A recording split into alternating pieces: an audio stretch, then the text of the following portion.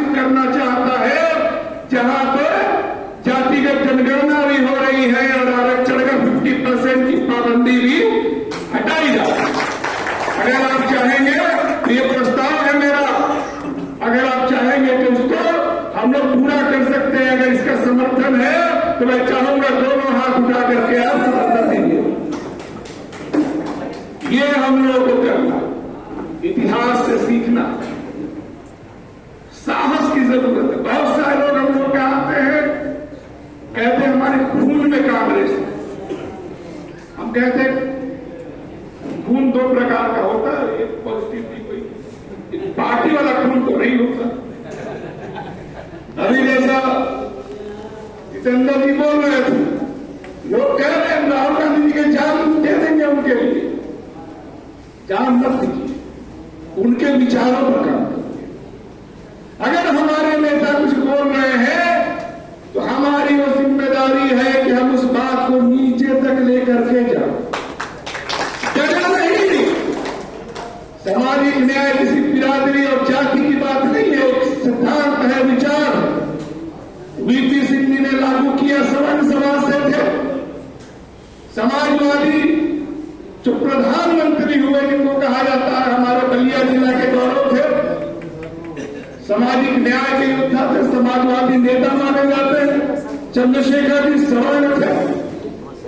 सच्चाई तो यह है कि इस देश में जो भी नेता बना है, चाहे वो अपर कास्ट हो, लोअर कास्ट हो, बीजेपी का हो, कांग्रेस का हो, सपा का हो, उसको बहुजनों की ही बात करनी पड़ी। इसमें कोई नुकसान नहीं है, डरने की जरूरत नहीं है। कांग्रेस पार्टी का निर्माण इसलिए नहीं हुआ था कि हर 5 साल पर लोग चुनाव लड़ेंगे। कुछ वैल्यूज हैं जिसके लिए हम जाने जाते हैं।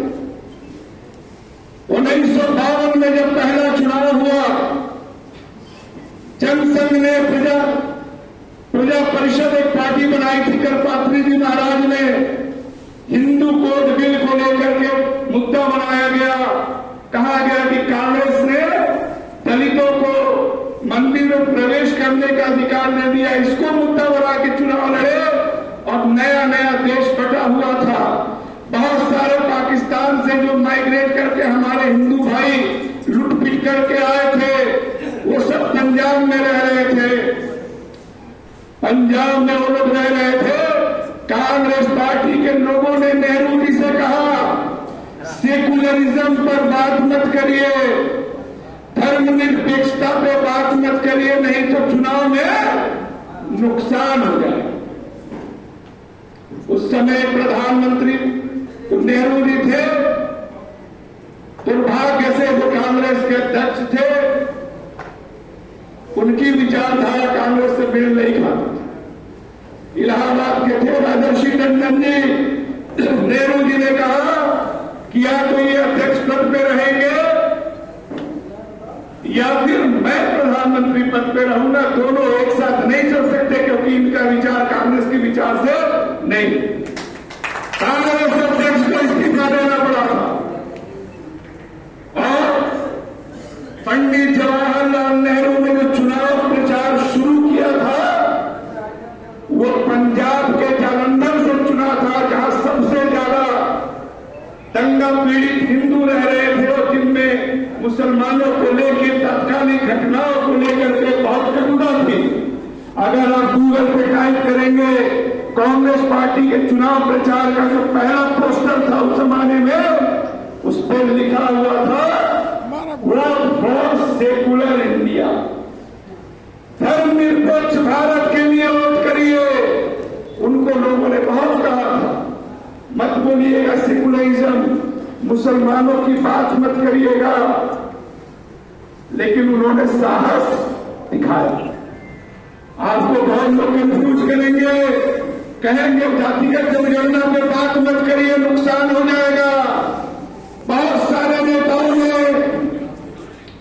राम मंदिर का जब मामला आया था, भी बहुत सारे लोगों ने कहा कि कांग्रेस का यह निर्णय ठीक नहीं है, वहां जाना चाहिए। लेकिन मैं मानता हूं वहां न जाना उतना ही सही था जितना जालंधर से 1952 में जाकर नेहरू जी का चुनाव प्रचार शुरू करना। हम इसलिए नहीं बने थे कि हर 5 साल में चुनाव लड़े, कोई विधायक हो जाए, कोई सांसद हो जाए। कुछ वैल्यूज है, अगर वो हमारे अंदर नहीं है तो फिर हम कांग्रेसी नहीं हो सकते, हम कुछ और हो सकते हैं। कांग्रेस के पदाधिकारी हो सकते हैं, विधायक हो सकते हैं, सांसद हो सकते हैं, लेकिन आप कांग्रेसी नहीं हो सकते। धैर्य के साथ काम करना है, विचारधारा से कोई समझौता नहीं। पिछड़ों, दलितों, कमजोर तबकों की लड़ाई वो नहीं लड़ सकते हैं जिनको इस बात का डर हो कि उनको पद से हटा दिया जाएगा, कुर्सी ले ली जाएगी। ये बहुत छोटी चीजें होती हैं। राहुल गांधी ने यही सिखाया है, डरो मत, तो हम नहीं डरेंगे। कोई भी अपने से न तो किसी से कमजोर है, न उससे कोई मजबूत है। ये बात अपने जहन में आपको रखना। तो एक ऐतिहासिक दिन है, हम लोगों ने वो शुरू किया है। ये सिर्फ कांग्रेस पार्टी को ही नहीं बदलेगा, बाहर भी देश को बदलेगा। ये जो लड़ाई चल रही है, इसके बारे में भी लल्लू जी कह रहे थे, ये जो झगड़ा चल रहा है, मीडिया में दिखाया जा रहा है कि पिछड़े और अगड़े की लड़ाई चल रही है भाजपा में, आई वॉश है, धोखा है। उनको लग रहा है कि जो आंकड़े आए हैं CSDS और तमाम ओबीसी अति पिछड़ों का बड़ा रुझान कांग्रेस की तरफ हो रहा है, कहीं ये सब अगले चुनाव में चले न जाए, इसलिए वहां बहस चलाई जा रही है कि कोई पिछड़ा मुख्यमंत्री बना दिया जाए। राजनीति को नजर रखना हो।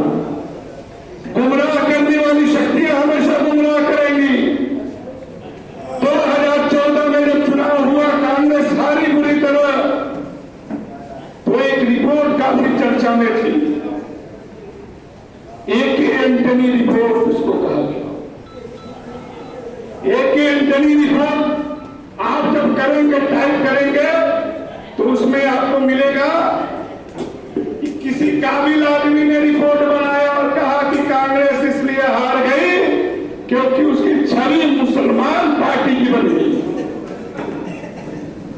ये एक रिपोर्ट दिया गया गुमराह करने के लिए। मैं यहां इस बात को खुलेआम कह रहा हूं, और इसीलिए आप देखेंगे कि 14 से लेकर के 19 तक की कांग्रेस लिंचिंग जैसे मुद्दों पे, तमाम मुद्दों पे बहुत नहीं बोल पाई।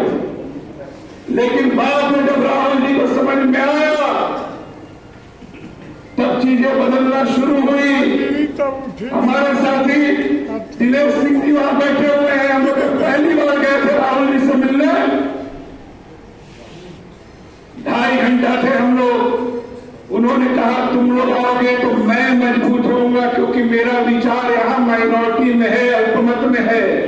ये बात उन्होंने हम लोगों से कही। 2-3 साल पहले की बात है, इत्तेफाकन मुझे और नरवाल जी को बुलाया राहुल जी ने। संडे का दिन था, 2.5-3 घंटा हम लोग रहे। उन्होंने कहा देखो, मुझे छोड़ के मत जाना, तुम लोग साथ रहना। 50 साल तक मैं विपक्ष में रह करके आइडियोलॉजिकल लड़ाई लड़ने के लिए तैयार।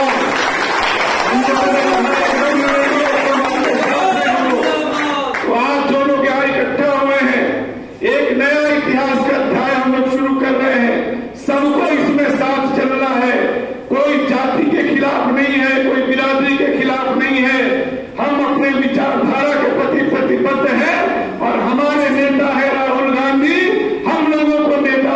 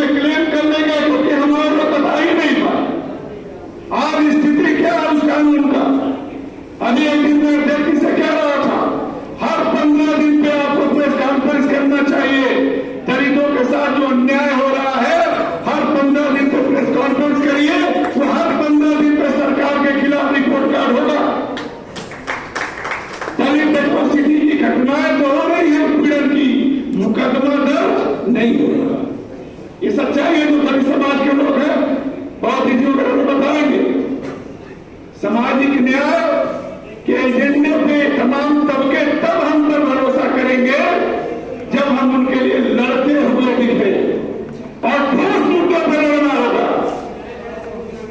ये जो एक कल्चर है, संस्कार है, टोकेनिज्म वाला, ये सब नहीं चलेगा।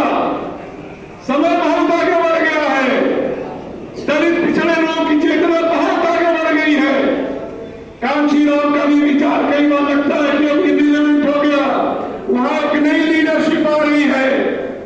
उसके टेम्परामेंट से हमारा टेम्परामेंट मिलना चाहिए, तब वो हमारे किसी कांग्रेस के दलित नेता को एक सामान्य दलित अपना नेता माने। एक तो आप पार्टी में पद लेकर बने रहिए, समाज नेता नहीं बनेगा, जनता नेता नहीं बनेगा। राजनीतिक संस्कृति में बदलाव आना, समरसता साथ खाने से नहीं आए, साथ खड़ा होना होगा, साथ खड़ा होना होगा। इस लड़ाई को लड़ना होगा। बहुत सारे लोग आपको डाइल्यूट करेंगे। अभी योगी क्या कर रहे हैं? योगी जी अकबर में गए, सब खत्म करवा दिया, पेड़ लगा रहे हैं। इंसानों को उजाड़ करके आप पेड़ लगाएंगे? ये हमारे आप सबके समाज के संवेदना की परीक्षा ले रही है बीजेपी। हमको अपनी एकता बनाते हुए अपनी संवेदनाओं को बचाए रखना होगा, क्योंकि देश